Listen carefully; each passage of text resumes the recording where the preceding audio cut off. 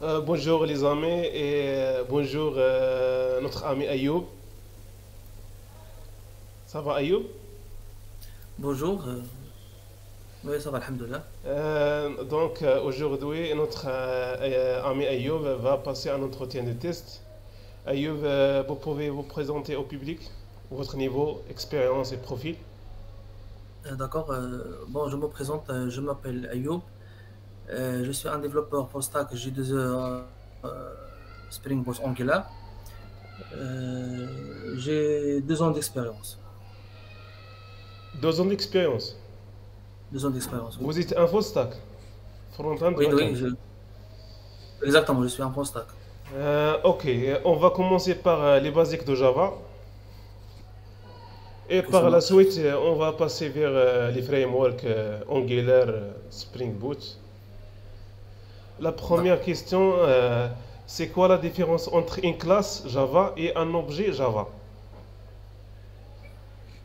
D'abord, une classe, ça va, une classe Java, c'est un modèle, normalement, qu'on peut l'inspirer de la nature. Et un objet Java, c'est un- on peut l'instancer normalement plusieurs modèles d'un objet. On peut l'instancier, Une classe, oui.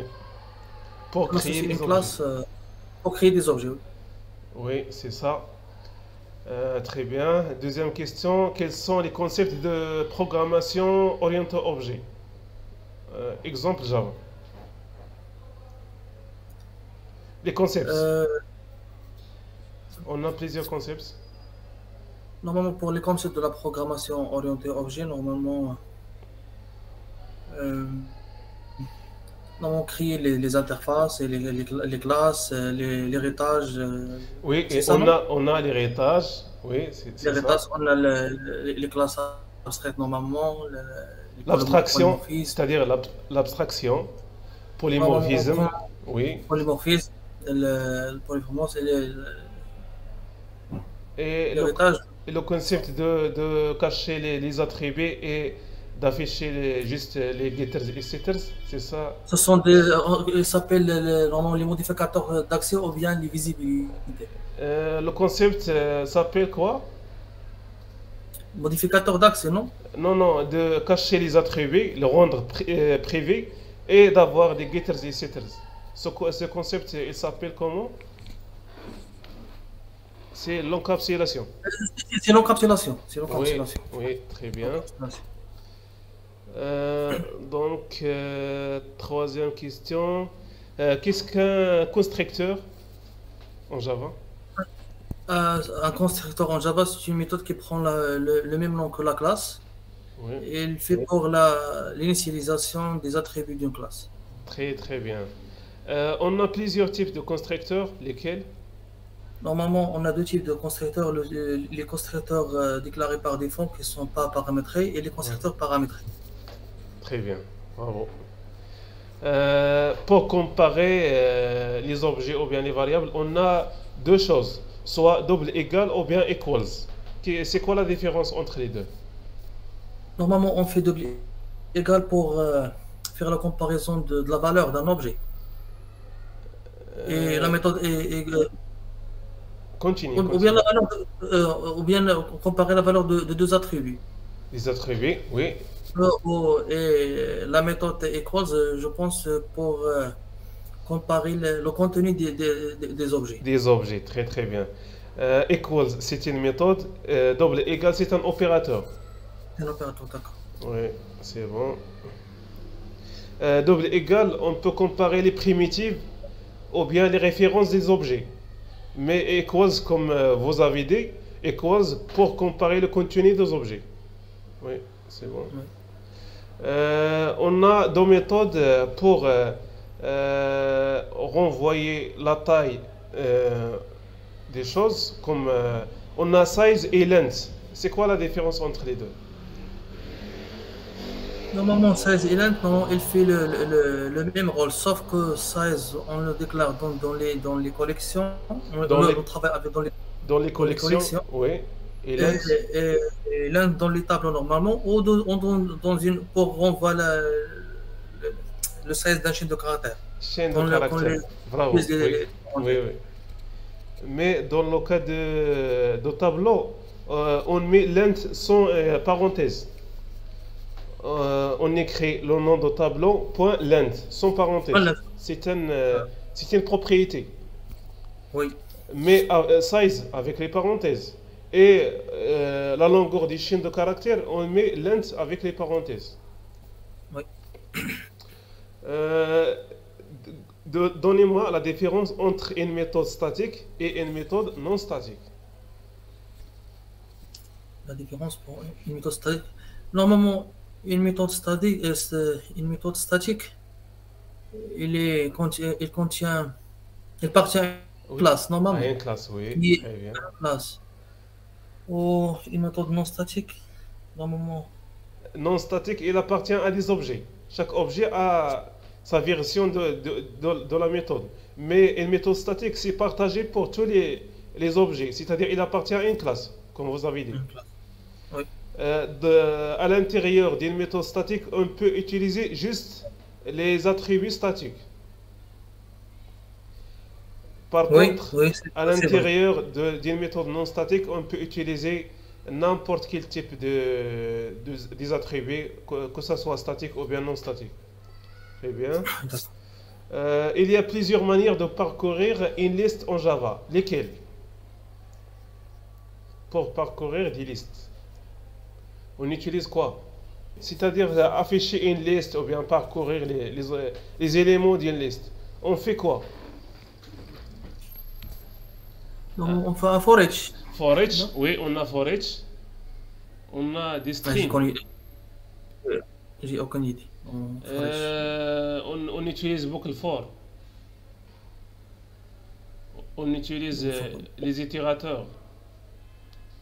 Les itérateurs, on utilise le principe des streams, ou bien buckle for, ou bien for each.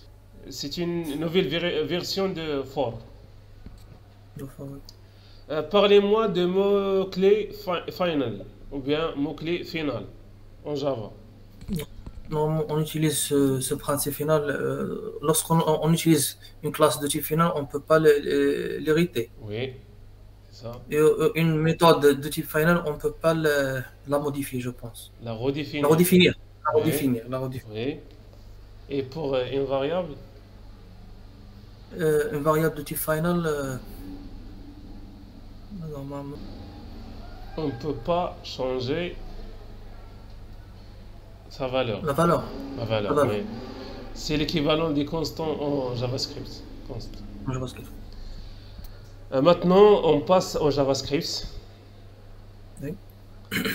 C'est ton langage préféré, je pense. Oui, c'est bien sûr. Créer une fonction, ou bien donnez-moi le script qui prend en paramètre un tableau et renvoyer le dernier élément. Envoyer le Je dernier. peux vous donner quelques temps pour réfléchir. Une méthode, elle prend en paramètre un tableau et elle va renvoyer ou bien retourner le dernier élément.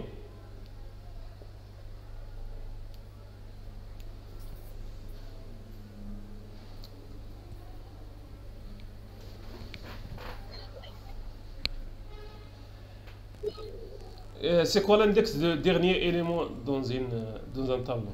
C'est l'œuf moins, normalement l'œuf moins 1, je pense. Oui, n-1. Donc, pour return, tu vas écrire return L'œuf moins 1. ton tableau entre crochets le size -1. Ça, c'est moins 1. Votre tableau, les crochets, entre les crochets, tu vas mettre la longueur -1. Ok, c'est quoi le DOM dans JavaScript? Normalement, c'est l'acronyme de Document Object Manipulation. Le DOM, c'est pour. Normalement, on utilise le DOM pour faire l'animation dans les templates HTML. Oui, oui. C'est une API pour les documents XML ou bien les documents HTML. Il nous donne la structure logique des documents pour les parcourir. on peut manipuler les différents objets d'un document, ainsi de suite. Différencier le mot-clé var, let et const en JavaScript. Normalement, c'est l'équivalent du modificateur, à peu près Oui, l'équivalent des oui, modificateurs d'action en Java. Lorsqu'on déclare une variable de type var, normalement, il est accessible dans tout le scope, on dit en scope en anglais, oui, mais c'est une version de déclaration qui est obsolète. oui, Notamment, on utilise que soit let, soit const. oui. Et let, on l'utilise dans le scope, on dit le bloc, dans Blockscope. une bloc. Oui. Blockscope. Oui. Et const pour déclarer une variable de type constant. Constant. ماشي. Il joue le même rôle que let. Oui. La question suivante. Dans JavaScript, pour comparer de valeurs, on utilise double égal et 3 égal. C'est quoi la différence? Normalement, la différence entre double égal et 3 égal, le double égal, il vérifie l'équivalent de la valeur, de Oui, variable. oui. Et les 3 égal, il vérifie la valeur et le type Et en même le temps type. Oui, très bien. des variables. Comment ajouter un nouvel élément à la fin d'un tableau en JavaScript? À la fin. On met le nom de tableau, le crochet. Il y a une méthode prédéfinie normalement. Oui, il y a une méthode, oui. J'ignore. C'est pop normalement, non, c'est pas pop là. C'est supprimer le dernier élément. C'est quoi? Pop, Pop, ah oui, c'est pour supprimer le dernier élément. Pour ajouter au dernier index, c'est push. push, c'est push. Oui, très bien. À quoi sert l'instruction break et continue dans les boucles?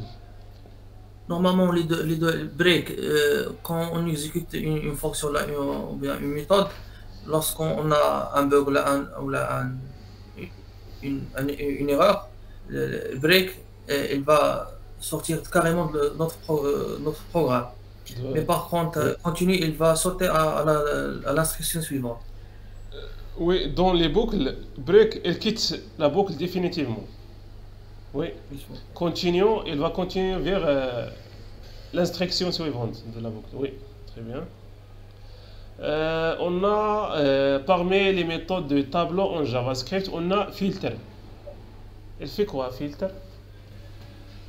On met tableau.filter, une condition entre les parenthèses. Il fait Non, quoi? non, j'ai aucune idée. Il filtre un tableau, c'est-à-dire il va renvoyer un nouveau tableau que ces éléments ils sont passés la condition, c'est-à-dire ils satisfait la condition qui est entre les parenthèses. Par exemple, tu vas filtrer les nombres supérieurs à 5 dans un tableau. Ouais. Tu vas mettre votre tableau point filtre l'élément supérieur à 5 entre parenthèses. Et tu vas filtrer les nombres supérieurs à 5. Et la méthode reverse dans un tableau. Reverse, non, il inverse les éléments d'un tableau. Oui, très bien. Pour gérer les exceptions en JavaScript, on utilise des mots-clés, lesquels, Try catch. et aussi on a un troisième. Euh, Tu vas mettre try votre code. promesses. Les promesses. Non, non, non. Catch, s'il y a une exception, il va exécuter catch. Mais si tu veux toujours exécuter un code, que ce soit tu es exécuté try ou bien catch, dans tous les cas, tu auras besoin d'exécuter un code après try ou après catch. Tu vas mettre finally. Family, ok. Finally, pour exécuter un code, que ce soit il a exécuté sans exception ou bien avec exception. Par exemple, la fermeture des connexions de base de données. Toujours, on les met dans finally. Oui. On passe à Angular. Oui. Angular, c'est quoi Angular? Une petite définition. Angular, c'est un framework basé sur le langage JavaScript. C'est un framework pour le côté, pour développer des applications web côté front-end. Et il est créé par la communauté Google. Oui, Et son principe, c'est SPA, Single Page Application. Single Page Application, très bien. Quelle est la différence entre Angular et Angular JS? La différence entre l'Angular et AngularJS, il utilise un design pattern MVC, Model View MVC, Controller, et Angular utilise le MVC, mais Model View Component. Il est basé sur la création Component. des composants. Oui, AngularJS utilise le langage JavaScript qui est normalement dynamiquement typé. très bien. Euh, et Angular utilise le TypeScript, c'est une TypeScript. extension de JavaScript. Oui. Euh, Angular utilise la notion des composantes, les primitives, les pipes. Euh, Angular, il est bien structuré. Angular JS, il est moins structuré. non, Ouais, pour la maintenance. Très très bien. Quelles sont les nouveautés de Angular 3? Les nouveautés. Normalement, il n'y a pas de version Angular 3. Normalement, à partir de la Ils version ont, 2, on passe directement à la version. oui, ils ont sauté la version 3. Très bien. Ils sont en train de faire la version 3, mais ils vont avoir beaucoup des erreurs et ils sont les limites. Ok, très bien. C'est quoi l'injection de dépendance en Angular? Et donnez-moi un exemple réel qu'on utilise souvent. C'est quoi l'injection? Normalement, euh, lorsqu'on peut consommer une API de partie backend, Oui, la bonne pratique, c'est de créer une classe service oui, de déclarateur injectable. effectivement. À travers, on va le construire avec le HTTP client, le modèle HTTP client. Mhm, On crée par exemple des méthodes dans la cause service, dans la partie service Angular. oui, Puis on injecte ces méthodes dans le constructeur de fichiers TS, de composants oui. de notre projet. On Donc, fait l'injection au niveau du constructeur. On donc déclare la matière on va respecter le couplage faible. le couplage faible, oui. C'est Angular qui va implémenter ou bien instancier l'objet du service. Très bien, bien. Très bien. Faire communiquer les composants Angular, on utilise quoi pour passer les informations entre les composants? Data binding, non, non, les output input, je pense. Les output input Output, input, ou ou bien bien les services. les services. C'est une bonne Si, pratique pour on utiliser les gère services. les services, oui. Parce que si vous avez une hiérarchie très longue, tu vas utiliser input, output, c'est très compliqué. La question suivante, c'est quoi le data binding en Angular? En anglais, il s'appelle the banana in the box. Normalement, on passe des données à partir de DOM vers le composant et inverse vers ça. Et Oui, lorsqu'on change au niveau de composant, la même chose. oui, Ce oui. sera changé dans le DOM. On a d'autres types de data binding. Lesquels? On a quatre normalement. Quatre, oui.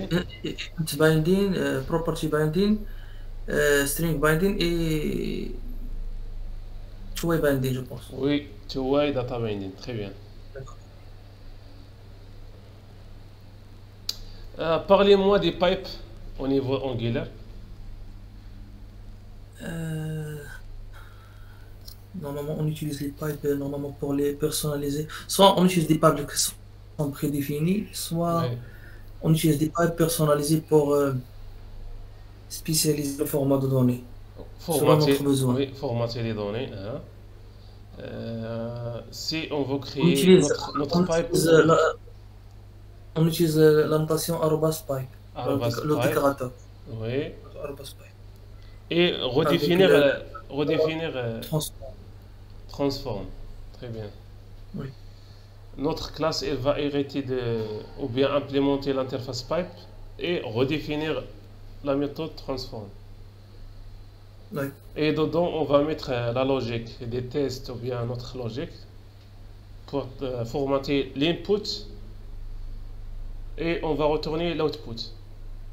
Non, Parmi les pipes qui déjà existent, donnez-moi un exemple. euh, il existe pipe uppercase, lowercase, je pense. Oui, Euh, pour les strings. string,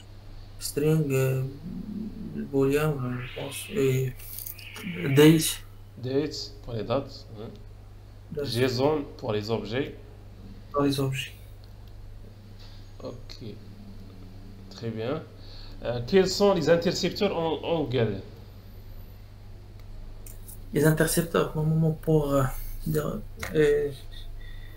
il y a une relation avec les requêtes HTTP. Oui, les requêtes Au-delà, HTTP. Très bien. Elles sont utilisées pour inspecter ou bien transformer les headers des requêtes HTTP. Par oui. exemple, attacher le token au niveau de la requête HTTP. C'est un bon exemple.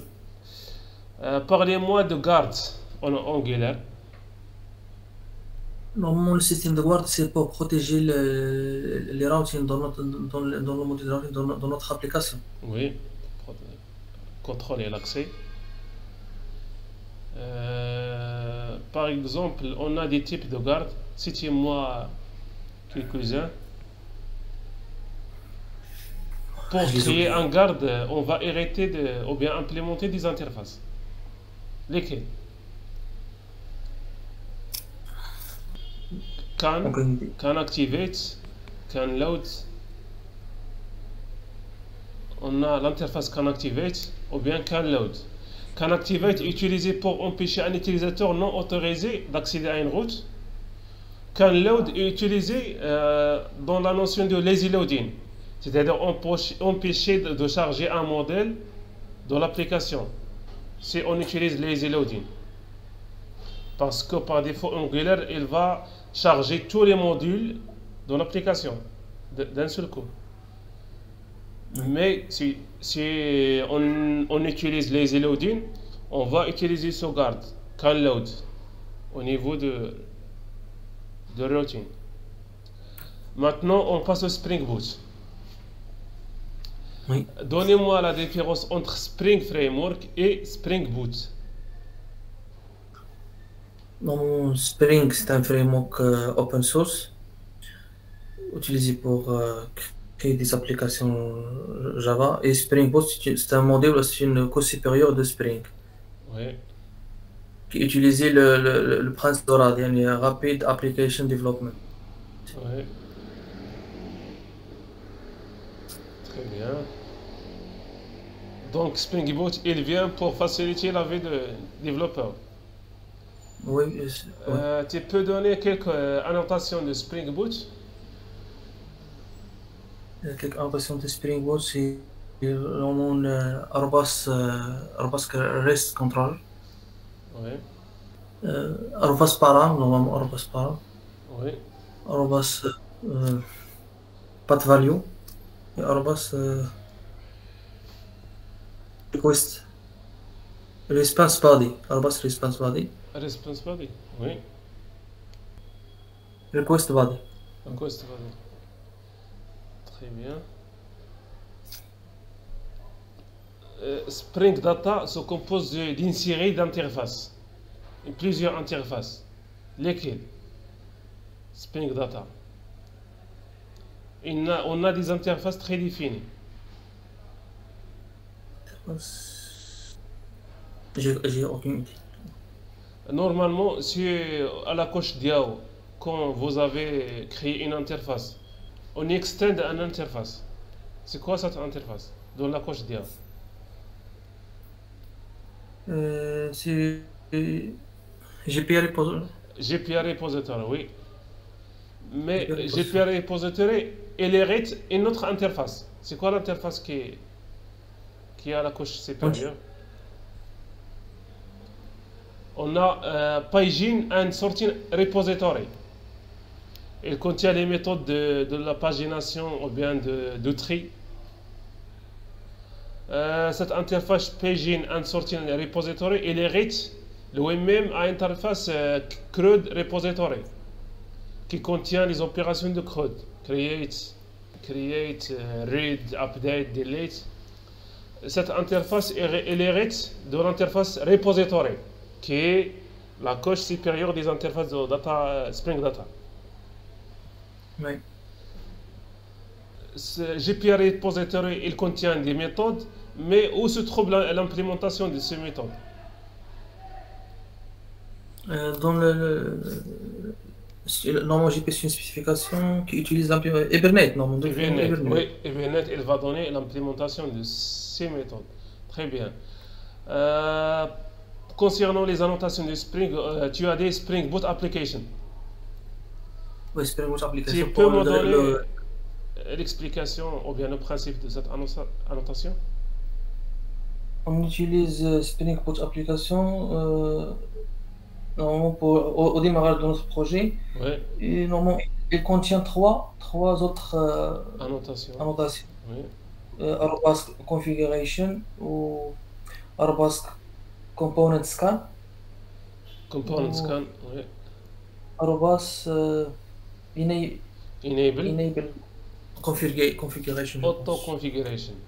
Pour activer la configuration automatique de Spring Boot à base des starters ou bien des dépendances. Par exemple, si vous avez une dépendance de Spring Security au niveau de POM XML, c'est-à-dire l'application, elle va, quand l'utilisateur tape une route, elle va se diriger vers la page login. Sans rien configurer. C'est l'auto-configuration. Très bien. Au niveau de Spring Security, je veux par exemple que tout le monde accède à une API ou bien une route. Qu'est-ce que je dois mettre en place comme configuration?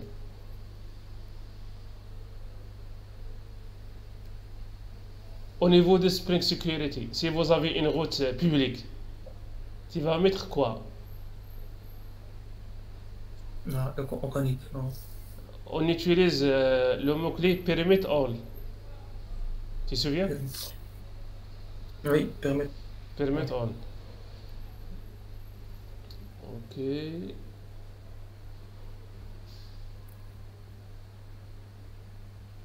Quelle est l'implémentation par défaut de GPA au niveau de Spring Boot? C'est Hibernate. Hibernate, oui. Oui, Hibernate. C'est quoi Hibernate? Tu peux me donner une définition?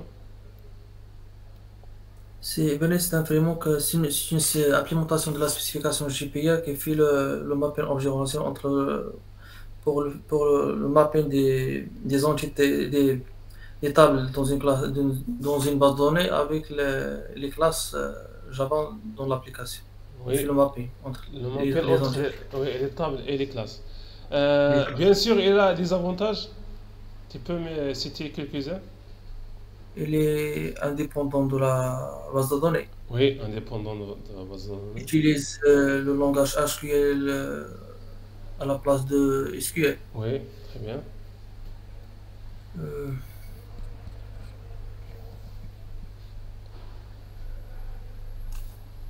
Quoi d'autre?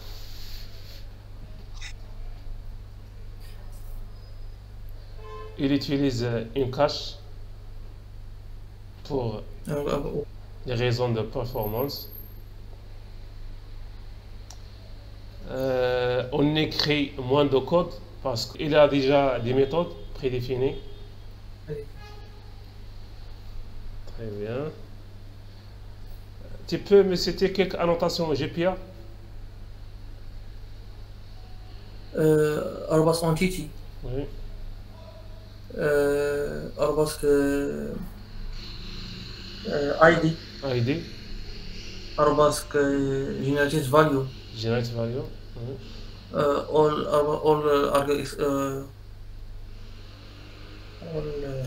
All constructor, je pense. Arrobas constructor. Non, constructor. C'est de Lombok. Non, c'est pas Lombok. Non. Lombok, oui. Arrobas table. Arrobas column. arrobas John column, arrobas many to many, et ainsi de suite. One to many. Ok. Maintenant, on passe aux questions générales. Elles concernent votre profil. C'est quoi l'outil Maven? L'outil Maven, c'est un outil pour la gestion des dépendances, pour faire le test, gérer les tests unitaires de l'application. Elle télécharge de façon automatique les packages nécessaires pour le développement de l'application. Générer les packages, les jars ou bien les WAR. Donc, mais c'est un projet Java ou bien un outil Java pour la gestion de projet, que ce soit la gestion des dépendances, la compilation de sources, de code source, lancer les tests, générer les packages, installer les packages dans un repository, par exemple Nexus, son équivalent en front-end. NPM, notre package manager. Notre package manager, oui. Le fichier principal de Maven, c'est quoi? C'est PompXML. Et le fichier principal de NPM? Package.json. Donnez-moi quelques commandes de Maven. Aucune idée. Tu peux, c'était MVN clean pour supprimer le répertoire target, par exemple. MVN package pour packager votre application sous forme d'un fichier jar.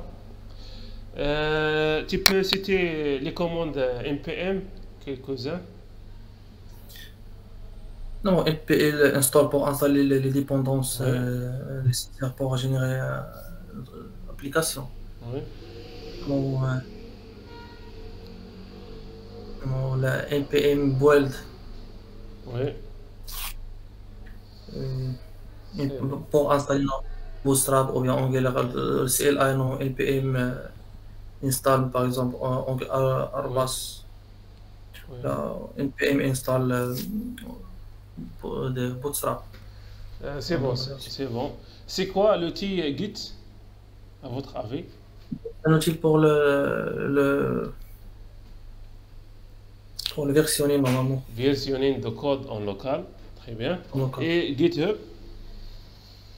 GitHub, c'est là où on met notre repository. C'est quoi? C'est un service en ligne pour poser votre repository et pour le partager avec les amis ou bien avec l'équipe. Donnez-moi quelques commandes Git. Normalement, lorsqu'on veut cloner un repo, on fait normalement git clone. Oui. Pour initialiser un projet, on utilise git init. Git init, oui. Puis git add, le troisième c'est, je pense, git commit. Git commit pour committer des changements. Oui. C'est très bien. Et pour pousser le travail à remote branch, on utilise Git push. Git push. Très bien. Git push, oui, push. C'est quoi la différence entre JSON et XML? C'est des formats de données. JSON, c'est l'acronyme de JavaScript Object Notation. Oui. Normalement, c'est un format de données qui est normalement léger. Léger, très bien. On aura le fichier XML c'est pour... Il contient beaucoup de balises, des tags, un peu verbeux. Donc, c'est la mode chez JSON. Elle est plus rapide. On peut utiliser des tableaux au niveau des JSON. C'est très pratique. Tu peux définir Lombok. C'est quoi Lombok? Non, c'est une bibliothèque pour la génération des getters et des setters. On peut gérer aussi les constructeurs. Les constructeurs, Oui, normalement, les constructeurs par défaut, là, ou bien les constructeurs oui, paramétrés. oui, les deux. On passe aux bases de données. Donnez-moi une requête SQL pour sélectionner toutes les vies qui commencent par la lettre R. La lettre R, Oui, R. Une requête euh, simple pour citer les villes, les noms de villes qui commencent par la lettre R. Par exemple, Rabat. normalement, select étoile. Ouais, Le nom de la ville, ouais. where name like R. Where name like R, R suivi par pourcentage pour pourcentage, oui. la suite des lettres. Oui. En SQL, donnez-moi le principe des jointures. C'est quoi les jointures en SQL? Principe des jointures. Normalement, on a par exemple plusieurs tables qui sont Oui. dérivées dans une seule table. Par exemple, on a qui a plusieurs tables dérivées, non? Non, non, les jointures, elles servent pour sélectionner les données à partir de plusieurs tables. Oui. Si j'ai deux tables qui sont liées par des clés étrangères et je veux sélectionner les données à partir de deux tables, on utilise les jointures. Des jointures. Au niveau du design pattern, c'est la dernière question. Au niveau du design pattern, tu connais quelques-uns? Normalement, le design pattern observable, Oui. le design pattern stratégie, le design pattern singleton. Le principe euh, de design pattern singleton. Normalement, singleton crée une seule instance pour un seul objet, normalement. Oui, très C'est bien. ça. Oui, c'est ça. Et le design pattern stratégie, son principe, Normalement, je connais seulement son nom. c'est d'avoir plusieurs stratégies pour faire la même chose. C'est-à-dire, on a plusieurs implémentations, là, on a une couche d'abstraction et plusieurs implémentations pour faire la même chose. C'est-à-dire, on a plusieurs stratégies pour faire la même chose. Même chose, oui. Le design pattern factory, tu connais son principe? Non. Factory, c'est la création des objets. Par exemple, session factory dans Hibernate, ou bien factory au niveau de Spring Boot, elle sert à créer des objets d'une même famille sans préciser la classe. Oui. Bravo Ayoub, vous avez bien répondu à la plupart des questions. Tu peux dire quelque chose au public? Normalement, c'est la première fois que je passe un entretien d'embauche. Oui. Euh, Normalement, c'est une bonne expérience. Normalement, euh, c'est comme ça On qu'on apprend. vérifie normalement, qu'on Oh, apprend et qu'on vérifie normalement notre compétence. oui. Merci, Euh, merci à vous et Merci merci à votre. Ayoub, on vous souhaite bon courage et bonne chance dans les prochains entretiens. Inch'Allah. Merci.